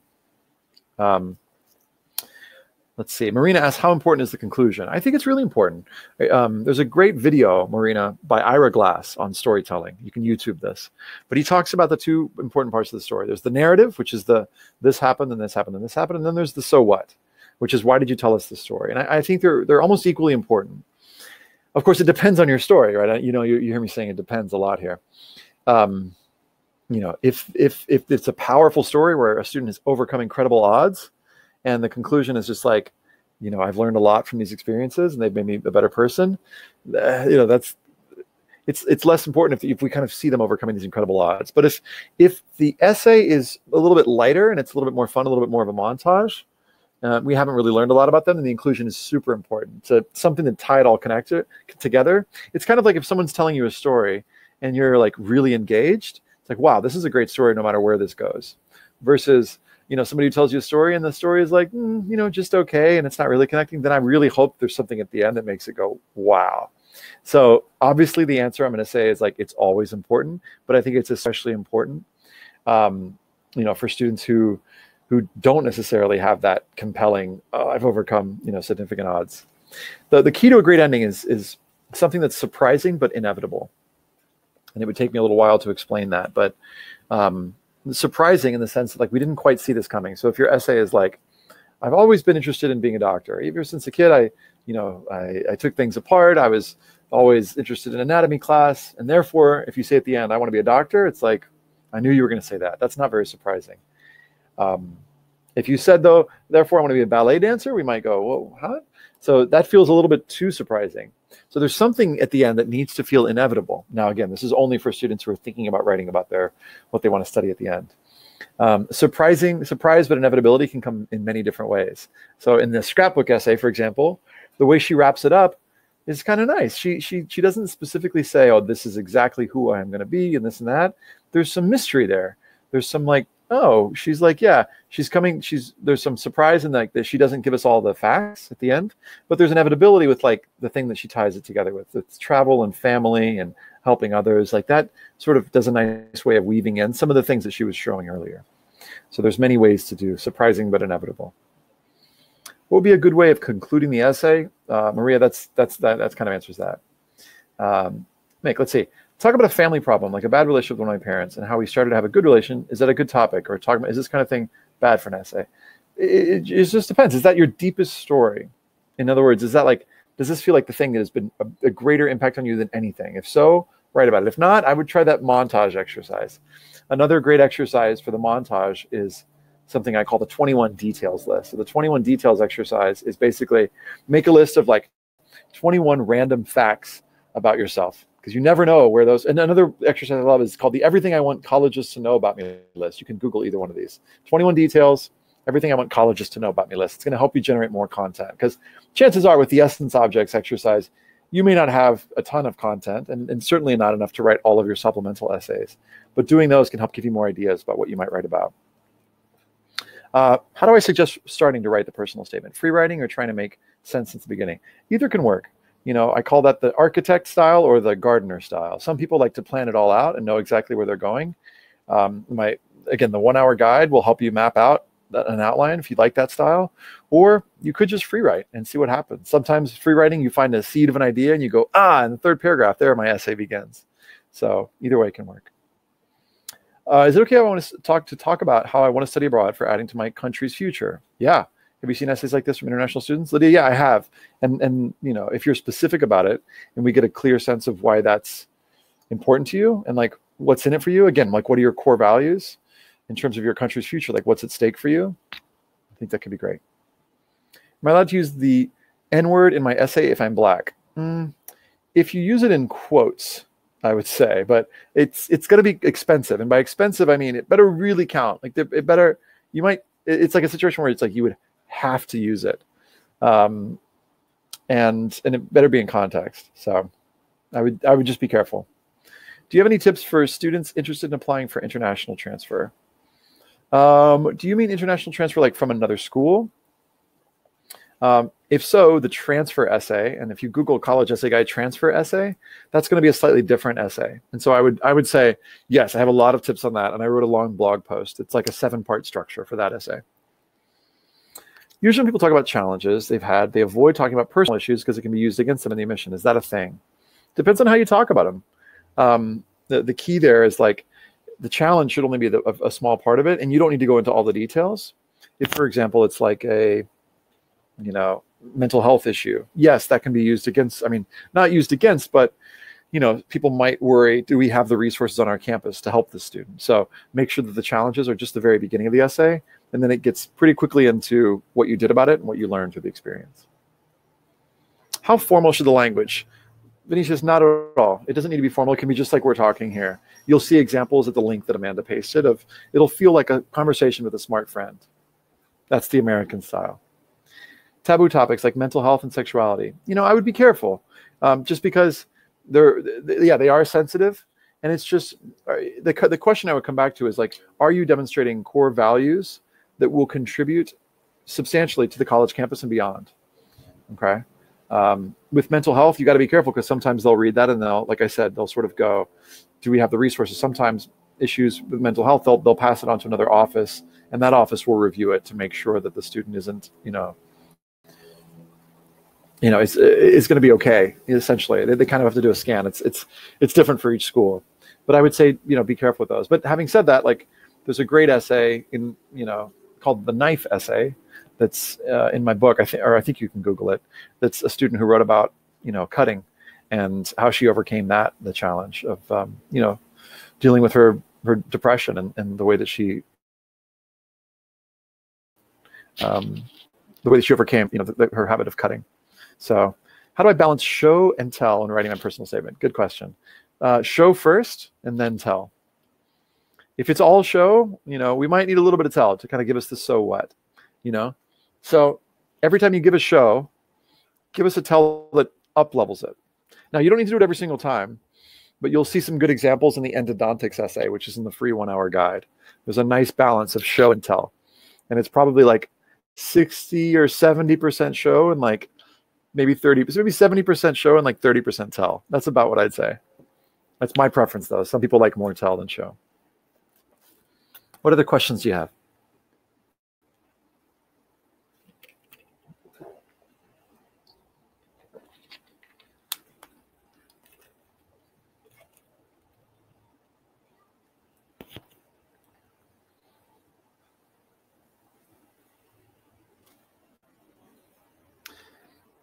Is being grateful for what you have a bad topic for an essay when you learned it with an extreme experience?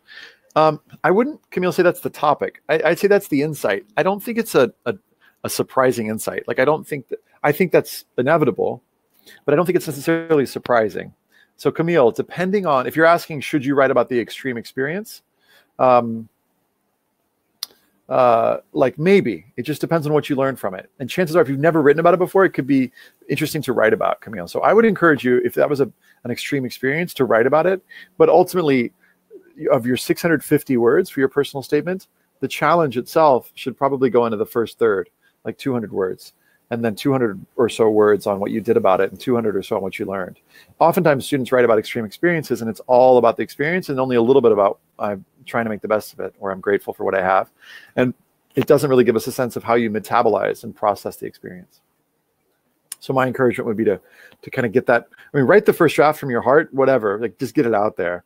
But then ultimately I'd say, try to get it into the early part of the essay. Like definitely by the midpoint with a 325 word mark, there should be a turn. What did you do? What did you learn? Lydia asks, are you going to talk about other prompts other than the personal experience one? What other prompts do you like a lot? Do you mean for the personal statement? Because if you're writing about the personal statement, just choose topic of your choice. Write your story, and if you really want a prompt, describe the world you come from and how it's shaped your dreams and aspirations, works really well. But if you mean, maybe I want to make sure I got your question right, Lydia. Do you mean other essays besides the personal statement, like the Why Us essay or the extracurricular essay? Let me know if that's what you mean, and I can say a few words about those. Arthur asks, can I write about something that happened when I was 9 as long as it helps shape my values? Colleges want to hear about what happened more recently. So if you're writing about that, I would say keep that to the beginning of the essay, and then let's hear pretty quickly about, more recent stuff is sort of, I think, what colleges are more interested in. What else? Lucas, what are some common traps students fall into towards the end of the essay that removes values from an essay that was great so far? Yeah, well, so this is the key, Lucas, is if at the end, if you're writing sentences that anybody else could put in their essay, it's not a great ending. Okay. So, it's like, if the ending of your essay is something like, even though the experience was difficult, I don't regret it because I know that every experience makes me who I am. That's kind of a common conclusion, and it's kind of obvious. So that's a trap. So I would say that the main thing is like, make sure that no one else could have written the end of your essay. That's the key. Marina, can you say a little bit about the extracurricular prompts? Sure. So the exercise that I gave with that values exercise, finding uncommon connections, is really important. Another thing that I get into in the course a little bit is how to basically, it's important to double up your prompts. And so what I have students do is create a big list of all the essays they need to write and to look at all the different prompts. It could be that you have a main statement and then your main extracurricular essay. And your main extracurricular topic could work for many different prompts. So before you even start writing any of your essays, play the overlapping game, I call it, which is like, what different prompts are all overlapping? How do you make sure that you write as few essays as possible? Because you don't necessarily need to write 20 essays, even though you'll have 20 different essays you need to write. You could write, 4 or 5 essays and reuse those a lot. So that's probably the best advice. It's going to save you the most time. Any tips for gap year supplemental essays? Yeah, I mean, Bruno, the sort of the phrase with gap year is usually like, don't take a year off, take a year on. So like, how did you make that the best year? And so I would say for that, again, narrative and montage is going to work beautifully. Like if the narrative is like, what was the problem, or what was the thing you were trying to solve or figure out, a challenge that you were trying to work on, that could work well for that. And what did you learn along the way? Or montage, how did you explore 3 to 6 different things? And that could work, and a different paragraph on each one, So I've seen both work. I'm kind of biased towards the montage one because I feel like I learned more about you. Lydia says, the Common App essay prompts. I don't worry too much about the prompts, Lydia. I don't care to think about them, because ultimately, like, it's very important to answer the prompts for the supplemental essays. For the Common App prompts, just tell your story. Make it a great story that does the 4 things I mentioned: core values, insight, craft, and vulnerability. And if it describe the world you come from and how it's shaped your dreams and aspirations, I think you've written a beautiful essay, and it'll work for one of those prompts. So I don't think of tackling prompts for that. The personal statement need to have your intended major? No, it does not. Any other questions? We got time for like 1 or 2 more. In fact, I'll say that it's sometimes better if it doesn't have your intended major, because some schools will ask you for that. So in some cases, it depends on the schools you're applying to, but in some cases, it's better if you don't include that there.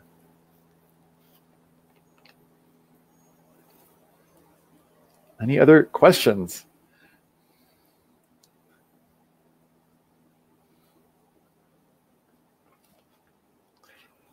Well, I've got tons of resources at collegeessayguy.com. I spent the better part of the last 10 years, putting together those for you guys to try and make my job, to try and make me dispensable. I've got pretty much everything that I would say is either on the website or in that course. So I hope you'll make use of the resources, and sign up for the email list on the website too, because I send out different resources as I'm creating them. So anyway, I wish you all the very best of luck and through this process, and be well.